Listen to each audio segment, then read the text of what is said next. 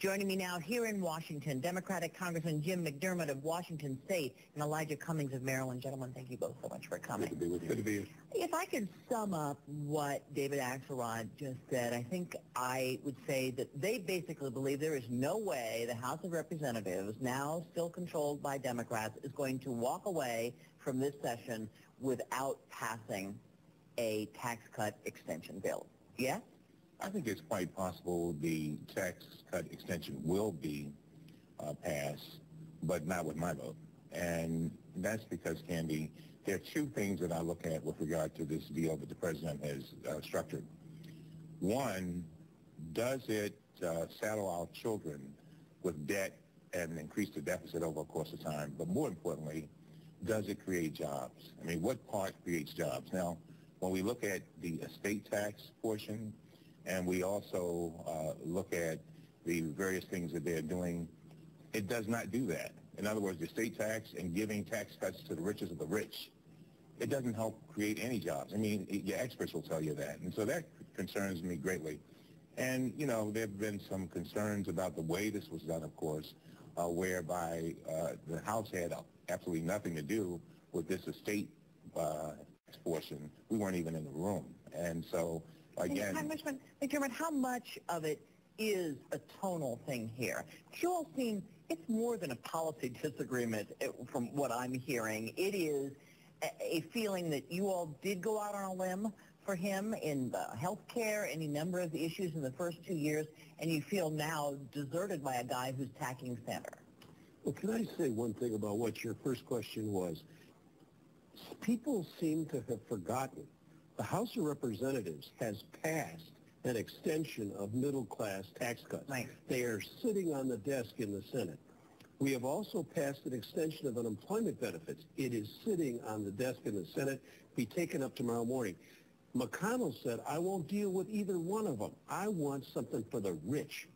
And so but they did vote in the Senate on a tax cut extension for just the middle class, and they couldn't get enough votes to bring it to the floor. And the Republicans? So you guys have got to figure out something, and I guess the question then is, are you going to walk away? Can the House afford to walk away and let those middle class tax cuts disappear? Well, I've been around long enough to know that the Republicans are coming in on the 4th of January, and they can reinstitute this tax package. They put it in 2001, all by themselves. They can put it in all by themselves on the 5th of January. There'll be no tax increase to the American middle class or anything else. They simply want us to do it so that it becomes Obama's tax cut. But will you do it? It seems like Congressman Cummings is saying, yes, we think it will happen, but not with my vote. There will be a lot of Democrats who will vote against this, a lot of Democrats. But not enough to defeat it. The president's going to be depending largely on the Republicans to do this. Sure. They love this bill. The president said they do. They love it. I was talking to some of our Republican friends the other day, and I said, how do you feel about this? How do you feel about it? They said, oh, Elijah, we love this. They said, we never expected to get the estate tax. We would not have left here doing unemployment. We wouldn't have done that.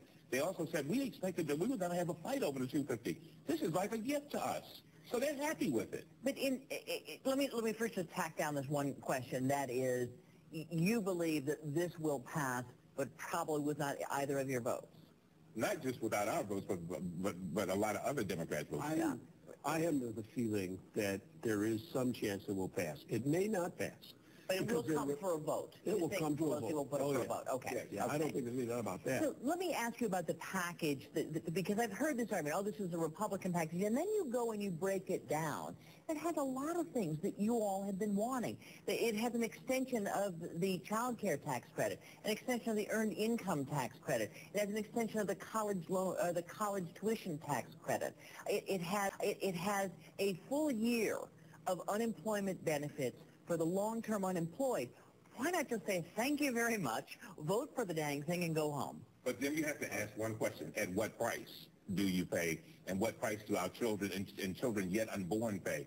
And when you've got, let's say, the estate tax, where you've got $68 billion going to 39,000 families over the course of the next 2 years, that's a lot of money. It's $850 billion plus package, yes, it's a lot of money, but $95 billion up against the totality of this package, it's not that much. Well, I didn't even mention the upper class, the 2%. Oh, your total is $114 billion. When you take the upper reaches of the tax bracket, extend their tax cuts, do the estate tax the way it's currently formulated, and you come up with about $114 billion in an $850 billion plus package. It's compromise time. Can I say? Sure. 1980, 5% of the American population had $8 trillion in wealth. 30 years later, 5% of American population has $40 trillion in wealth. They have quintupled their wealth. Now, if you don't stop that at some point, the disparity in income, the middle class has been clobbered over the last 30 years. Their pay hasn't gone up. There's nobody in this building whose wealth has quintupled 5 times or has quadrupled in the last 30 years. But there's a group at the top, and we're shoveling more of it. Now, we should stop that the estate tax and the tax for the rich should be stopped, because if you're not looking long-term, if you're looking at short-term, sure, this is a good deal for the next 2 years. I don't think it's so good for the president, because all this is going to come up right in the middle of the election. Right. I want to ask you about that, and I want to ask why there is so much fierce pushback on this, because it seems quite personal. And I think out there people tend to think this is always about a policy argument. But in fact, there's some personal feelings here at play, are there not, by the base of the Democratic Party? I think there's some, but, I think a lot of Democrats felt that we were left out. But I think that's small potatoes. Don't you think isn't there, I understand. And see, Candy, that's a mistake I don't want people to make. There are some principled concerns that we have on the Democratic side. This is not some purist ideological theories. These are principles. When we're going to be in a situation, and mark my word, within about a year, if this passes, where the Republicans are going to come back, and you know what they're going to say? They're going to say, oh, we've got an Obama deficit.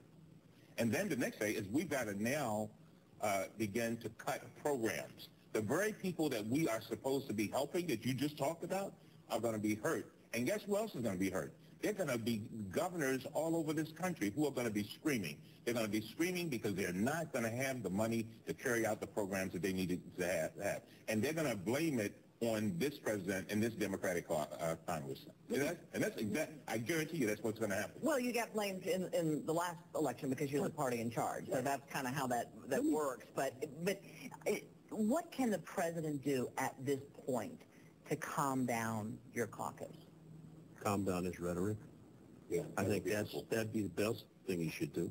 You see, if you just take one specific issue to show the unfairness of this, you have 2 groups of people in this country who do not have jobs. You have trust fund babies, and you have the unemployed.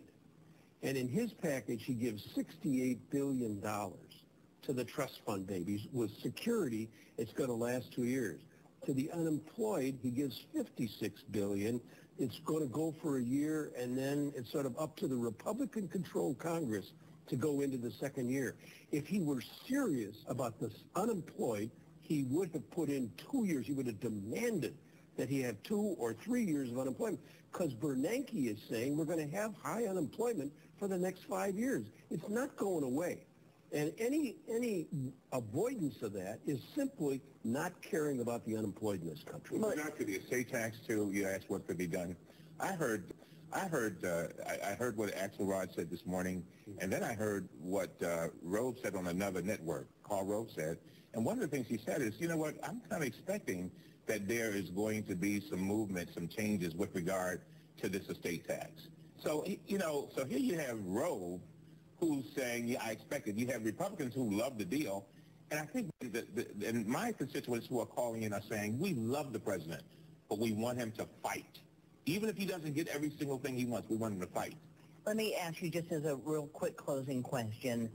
In the current structure that it has, and that is the 1-year extension for long-term unemployment, a 2-year extension for tax cuts across the board with some sweeteners thrown in, this will pass this session, yes?